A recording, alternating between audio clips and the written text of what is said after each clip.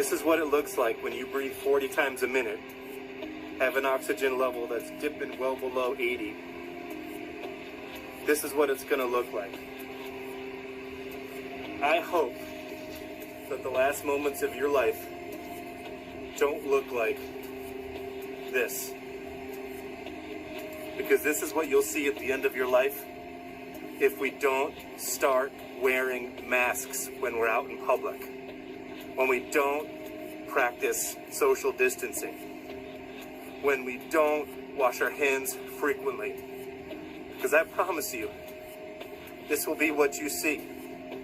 I promise you, this is what your mother or your father or your children, when they get COVID disease, will see at the end of their life. This is serious. I beg you, please practice the precautions to reduce transmission of COVID disease so that we can effectively prevent disease for you and your loved ones.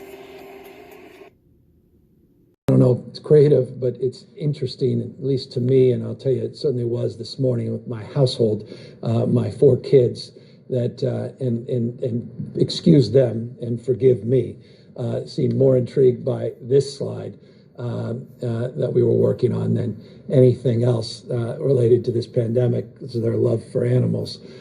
We have 2 gorillas at the San Diego Zoo that now have tested positive for COVID-19. 2 that have been tested positive. We have another that's symptomatic. We're currently confirming the source of the infection and the strain. There is some question, did it come human to animal? That's being determined, and one has to respect that process and the adjudication of the facts. But nonetheless, it's just an area that's long been of concern, human to animal transmission, but our beloved gorillas, obviously, we are concerned about, and San Diego Zoo, best of the best. They've tested now formally 2 positive, but 3 are symptomatic, and we are likely to see more information about this in real time in the next hours, not just days. But I thought I'd just bring it up because, as I say often to all of you, what tends to resonate in my house, I want to make public to you in real time, and that's the update in terms of the status of these gorillas in the San Diego Zoo. So from the basement.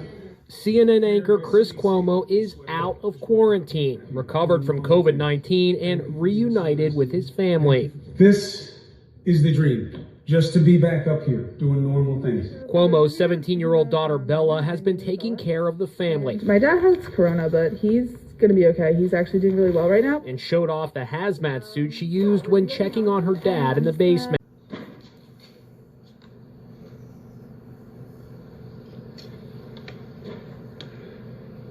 I'm sorry, not just an inconvenience, but I'm sorry for the reason I've delayed coming out to speak to you.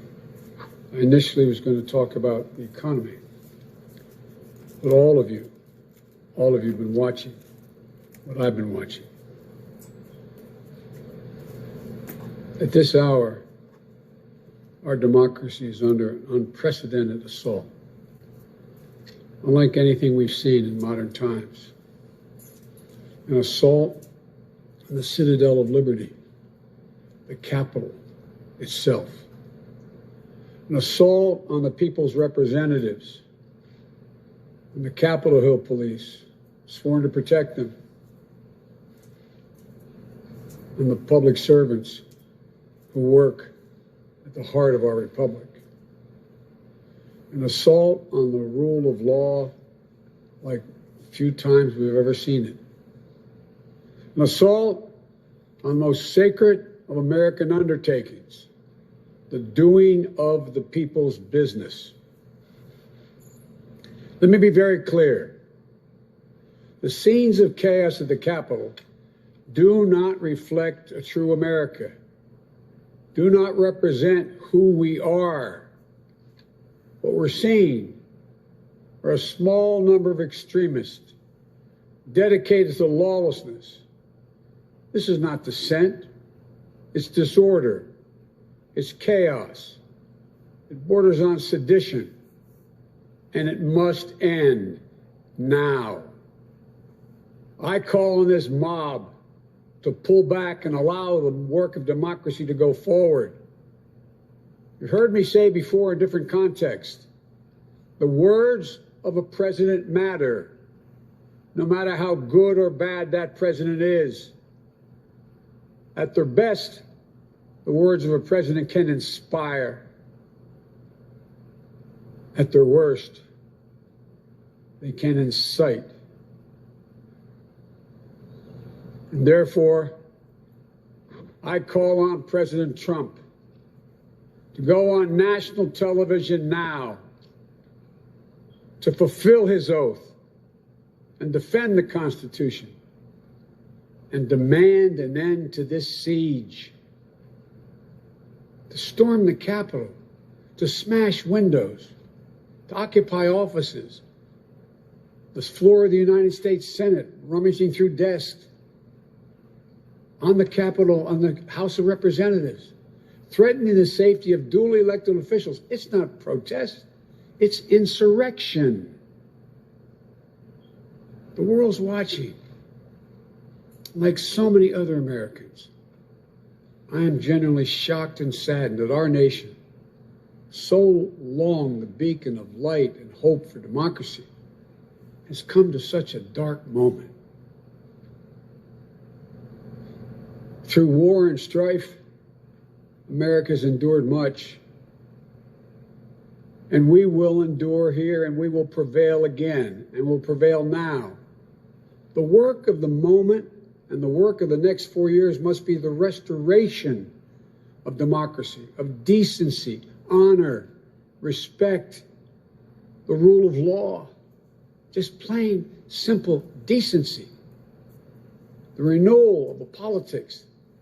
It's about solving problems, looking out for one another, not stoking the flames of hate and chaos. As I said, America's about honor, decency, respect, tolerance. That's who we are. That's who we've always been.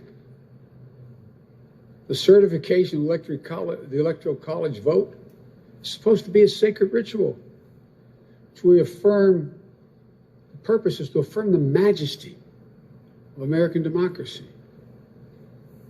But today's reminder, a painful one, that democracy is fragile, and to preserve it requires people of goodwill, leaders of the courage to stand up, who are devoted not to the pursuit of power,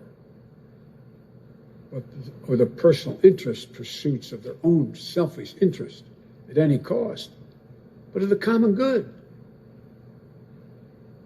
Think what our children watching television are thinking. Think what the rest of the world is looking at. For nearly 2.5 centuries, we, the people, in search of a more perfect union, have kept our eyes on that common good. America is so much better than what we've seen today. Watching the scenes from the Capitol, I was reminded, as I prepared other speeches in the past, I was reminded of the words of Abraham Lincoln in his annual message to Congress, whose work has today been interrupted by chaos. Here's what Lincoln said.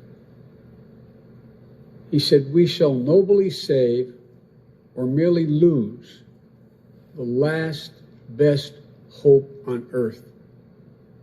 Went on to say, "The way is plain, peaceful, generous, just. A way which, if followed, the world will forever applaud and God must forever bless." The way is plain here too. That's who we are.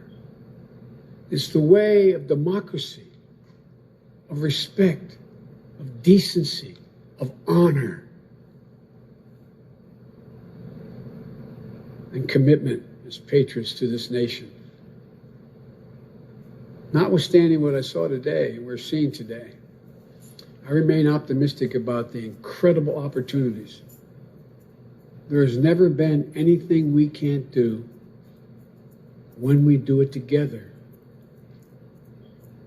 And this god-awful display today is bringing home to every Republican and Democrat and Independent in the nation that we must step up. This is the United States of America. There's never, ever, ever, ever, ever been a thing we've tried to do that we've done it together. We've not been able to do it. So, President Trump, step up. May God bless America. May God protect our troops and all those folks at the Capitol who are trying to preserve order. Thank you, and I'm sorry to have kept you waiting. We've seen today, Are you concerned about your inauguration, sir? Is there anything open to McConnell today? Are you concerned about your inauguration, sir? Are you concerned about violence? I am not concerned about my safety, security, or the inauguration. I am not concerned. The American people are going to stand up. Stand up now. Enough is enough is enough.